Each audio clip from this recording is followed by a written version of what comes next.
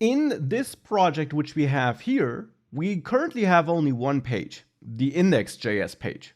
Now there we're rendering some dummy product data. And it's very simple dummy product data, of course. Now what if our data there was a bit more complex? So every product also had a description, let's say. And I'll keep this very simple here since I want to focus on the Next.js features, not on this concrete example. So here the description is, this is product 1. It's one extra JSON key added here. And on the second product, this is product 2. And you might be able to imagine what it will be on the third product. Yes, this is product 3.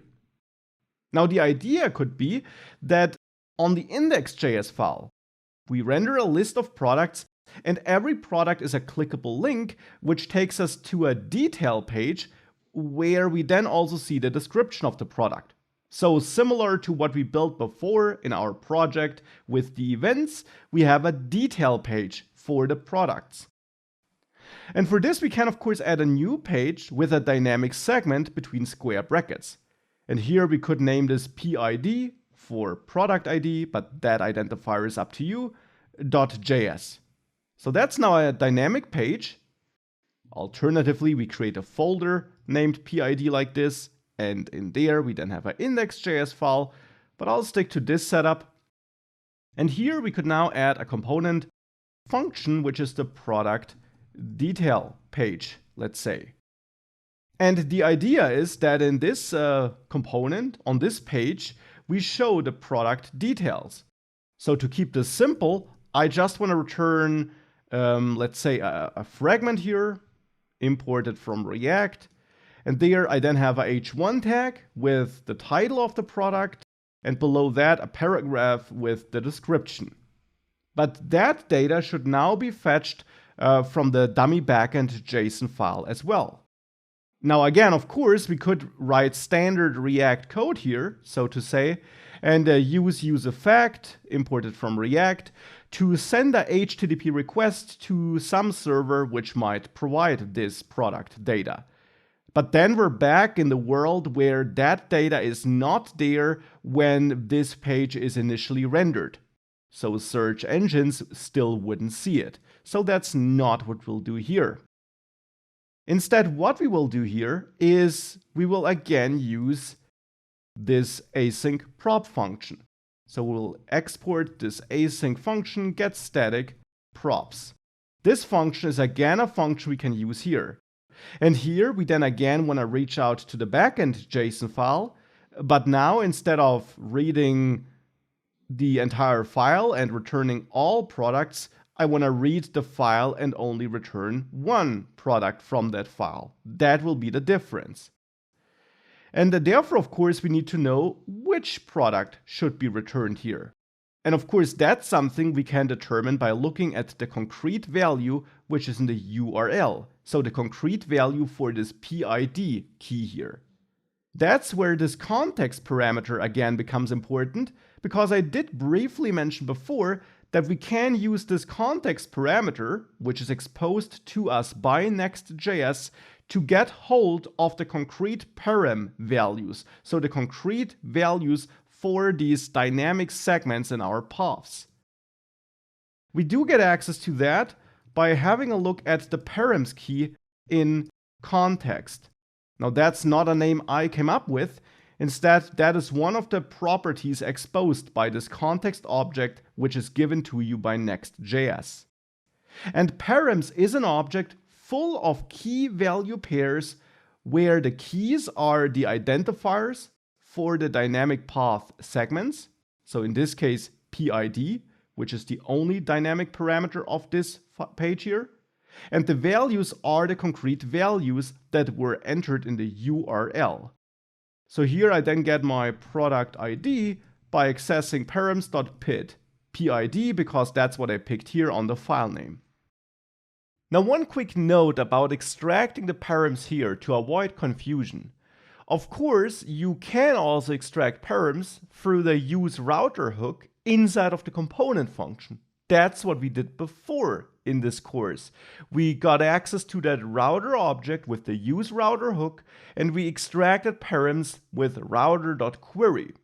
Now, there is a difference between extracting params in the component function and in getStaticProps. When we extract these params in the component function, we can use them inside of the component, for example, to use that extracted ID to send a request to some backend server to fetch data from there. But that would then only happen in the browser. If we want to pre-render a page with help of getStaticProps, which we use to prepare the data for pre-rendering the page, then this happens on the server. And as I explained, getStaticProps runs before the component function runs. It needs to run before that because the component function is then executed to pre-render the page. So if you plan on preparing a page on the server or during the build process with getStaticProps, then you need to get access to the params, so to that dynamic path segment inside of getStaticProps, so that you can use the param data here to prepare the data for the component. Then we don't need to extract that dynamic segment in the component function, unless we also need it there for some reason. But for preparing the data, we then want to do that in getStaticProps. And now with that, we could reach out to our file, to the dummy backend JSON file, and try to read that product with that ID. So for this, I'll briefly copy that code from index.js, where I get access to this dummy backend JSON file. And I'll therefore also grab those imports here and add them to pit.js like this. And now that we got hold of this file, I just want to filter my data, the products in there to be precise, for a product with this ID. So here I'll then get my product by reaching out to data products and calling find there. And then we pass a function to find, which is executed on every product in that array. And we want to return true here if the ID of the product we're currently looking at in that array is equal to the product ID we got here from our parameters. And if that is equal, we know that's the product we need for this component. So then here at the end of getStaticProps, we return an object with the props key. And here I then set my loaded product, let's say, equal to the product fetched here. Now there is a loaded product props available inside of the product detail page. So here we can extract this, maybe again with object destructuring. We can get this from the props, which we should accept therefore. And then it's this loaded product from which we can read the title and the description. So here it's then loaded product.description. Now, in order to test this, we need to make sure we can go to this detail page. And there from the index.js file, I will wrap the text inside of the list item with the link component, which of course needs to be imported again from next link. So that still needs to be imported. Then I move the product title between those link tags. And then ref is set to a dynamic value, which I construct with a template literal, where I want to go to slash and then inject the product ID here. And with that, if we now save all, we got clickable links here. And if I click on a link, I get an error. getStaticPaths is required. Now, that is an expected error, and it's an important one.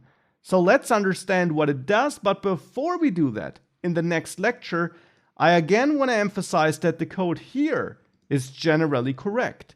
We use params to get access to the concrete values encoded in the URL, and we can then use that extracted data to fetch a specific piece of data and expose this to the component.